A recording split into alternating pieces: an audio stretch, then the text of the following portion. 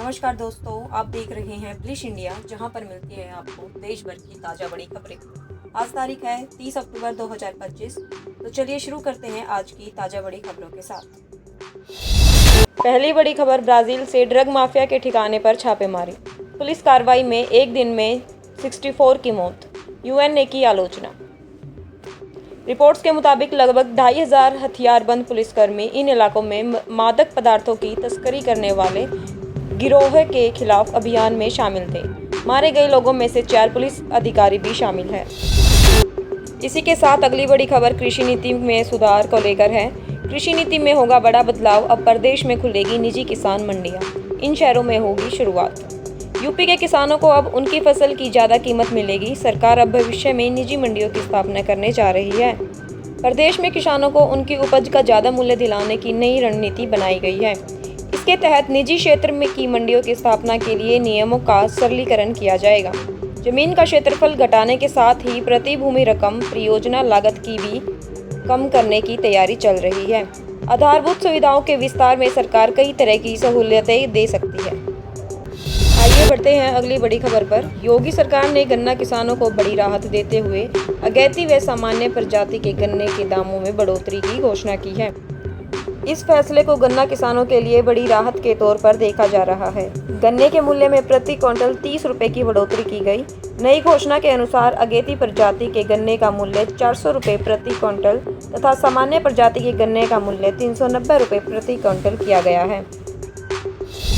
तो चलिए देखते हैं अगली नई अपडेट्स। भारतीय मूल के बड़े उद्योगपति दर्शन सिंह की कनाडा में हत्या, लॉरेंस बिश्नोई गैंग ने ली जिम्मेदारी। कनाडा में भारतीय मूल के एक बड़े उद्योगपति की गोली मारकर हत्या कर दी गई। लॉरेंस बिश्नोई गैंग ने इस हत्या की जिम्मेदारी ली है। कनाडा की मीडिया की रिपोर्ट्स के अनुसार भारतीय मूल के उद्योगपति दर्शन सिंह साहसी की कनाडा के एक्सफोर्ड इलाके में उस वक्त हत्या कर दी गई जब वे कार में सवार होकर कहीं जा रहे थे।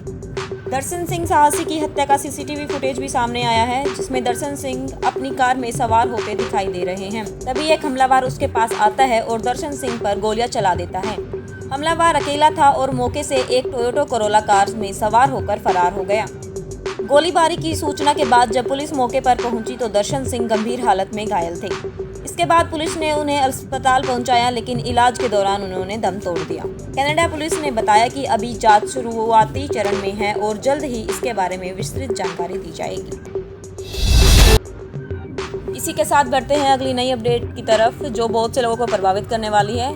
रेलवे के करंट रिजर्वेशन लेने वाले यात्रियों को शनिवार रात से रविवार की सुबह तक तकलीफ हो सकती है। कोलकाता स्थित IRCTC व क्रिश के यात्री आरक्षण प्रणाली के PNR फाइलों एवं डेटाबेस फाइलों का कंप्रेशन किया जाएगा। इस दौरान 1 नवंबर की रात 11:45 से 2 नवंबर की सुबह 5:30 तक रिजर्वेशन प्रभावित रहेगा। यात्रियों को 5.5 घंटे से ज़्यादा करंट बुकिंग, इंटरनेट बिलिंग सहित 139 और रेलवे के विभिन्न ऐप पर पूछताछ की सुविधाएं नहीं मिल पाएगी। ग्राम पंचायत लखपेड़ा में नवविवाहित जोड़े में विवाद हुआ। इसके बाद पति का शव कमरे में मिलने से हड़कंप मच गया। घर वालों के मुताबिक 6 महीने पहले शादी हुई थी। खमरिया थाना क्षेत्र की ग्राम पंचायत लखपेड़ा निवासी 27 वर्षीय विकास पुत्र राजन रायन का शव उसी के कमरे में मिला है, जिसकी शादी 6 माह पहले हुई थी। घर वालों के मुताबिक घटना के समय पत्नी भी कमरे में मौजूद थी। दोनों के बीच पहले कुछ दिनों से विवाद चल रहा था। मंगलवार को भी दोनों के बीच किसी बात को लेकर विवाद हुआ। बुधवार सुबह जब घर वालों ने कमरे का दरवाजा खटखटाया तो कोई जवाब नहीं मिला। दोस्तों, अगली खबर नागपुर से। नागपुर में सड़कों पर उतरे किसान, कर्ज माफी को लेकर बंद किया हाईवे, अब ट्रेनें रोकने पहुंचे। किसानों का आरोप है कि बार बार वादा करने के बावजूद सरकार किसानों की कर्ज माफी नहीं कर रही है। साथ ही सूखे की समस्या से जूझ रहे किसानों को भी सरकार ने पर्याप्त मदद नहीं की। आज प्रदर्शन किसानों ने ट्रेन रोकने की धमकी दी है और रेल रोकने के लिए रेलवे ट्रैक पर पहुंच भी गए हैं। तो देखते हैं क्या रहता है किसान के आंदोलन का रिजल्ट, क्या वो करा पाएंगे कर्ज माफी। इसी के साथ चलते हैं अगली नई अपडेट पे। क्या भारतीय चीन सीमा पर कम होगा तनाव? दोनों देशों के बीच LAC पर हुई हाई लेवल बैठक। भारत और चीन की सेनाओं ने लद्दाख में तनाव कम करने की दिशा में बड़ा कदम उठाया है। 23वें कोर कमांडर स्तर की बातचीत मोल्दू चुशुल में हुई। जहां दोनों पक्षों ने सीमा पर शांति बनाए रखने पर गहन चर्चा की है।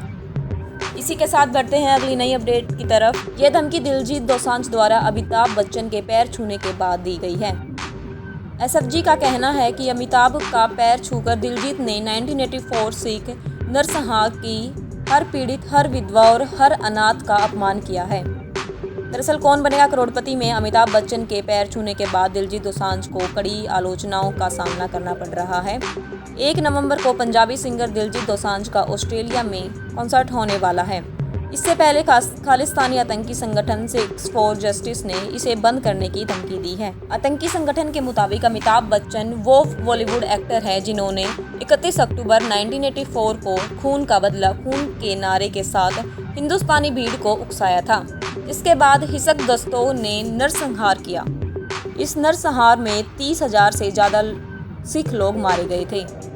ऐसे में दिलजीत दोसांझ द्वारा अमिताभ बच्चन के पैर छूने के बाद यह गैंग भड़क उठा है। इसी के साथ बढ़ते हैं अगली नई अपडेट की तरफ। भारत और ऑस्ट्रेलिया के बीच कैनबरा में खेला गया पहला T20 मुकाबला बारिश में धुल गया, जिस कारण मैच बेनतीजा समाप्त हुआ। ऑस्ट्रेलिया ने इस मैच में टॉस जीतकर पहले गेंदबाजी करने का फैसला लिया था। बारिश ने मैच में 2 बार खल डाली। पहली बार मैच 5 ओवर की समाप्ति पर रुका, लेकिन 2 ओवर की कटौती कर इसे दोबारा शुरू किया गया। जब मैच दोबारा शुरू हुआ तो 18-18 ओवर का मुकाबला कराने का फैसला किया गया। भारत ने 9.4 ओवर में जब एक विकेट पर 97 रन बनाए थे, तब तेज बारिश के कारण मैच फिर रुका, लेकिन मैच दोबारा शुरू नहीं हो सका और लगातार बारिश के कारण मैच बेनतीजा घोषित करना पड़ा। भारत के लिए इस मैच में शुभम गिल और कप्तान सूर्य कुमार यादव ने अच्छी बल्लेबाजी की और दोनों के बीच दूसरे विकेट के लिए अर्धशतकीय साझेदारी हुई। गिल और सूर्य कुमार ने खेल रुकने तक 62 रनों की साझेदारी कर ली थी। सूर्य कुमार 24 गेंदों पर 3 चौके और 2 छक्के की मदद से 29 रन और गिल 20 गेंदों पर 4 चौके और 1 छक्के की मदद से 37 रन बनाकर नाबाद रहे। दोस्तों, ये थी आज की ताज़ा न्यूज़ अपडेट। मिलेंगे कल फिर नई अपडेट के साथ। बने रहिए ब्लिश इंडिया के साथ।